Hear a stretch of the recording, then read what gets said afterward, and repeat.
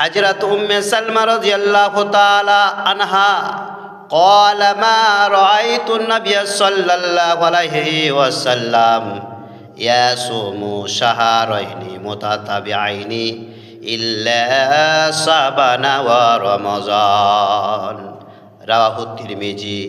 হযরত উম্মে সালমা রাদিয়াল্লাহু তাআলা আনহা হতে বর্ণিত, তিনি বলেন আমি রাসূলুল্লাহ সাল্লাল্লাহু আলাইহি সাল্লামকে লাগাতার 2 মাস রোজা রাখতে দেখিনি।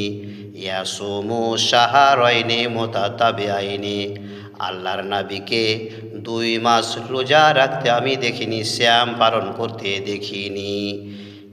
ইল্লা শাবান ওয়া রমজান, শাবান মাস এবং রমজান মাস ছাড়া। আল্লাহর নবী সাল্লাল্লাহু আলাইহি সাল্লাম তিনি শাবান মাস এবং রমজান মাস লাগাতার রোজা রেখেছেন, পেদার পায়ে রোজা রেখেছেন। শাবান মাস এবং রমজান মাস ছাড়া আমার চোখে পড়েনি যে আল্লাহর নবী 2 মাস লাগাতার রোজা রেখেছেন। আল্লাহর নবী শাবান মাস এবং রমজান মাস লাগাতার রোজা রেখেছেন, পেদার পায়ে রোজা রেখেছেন, অন্য কোনো 2 মাস লাগাতার রোজা রাখেননি।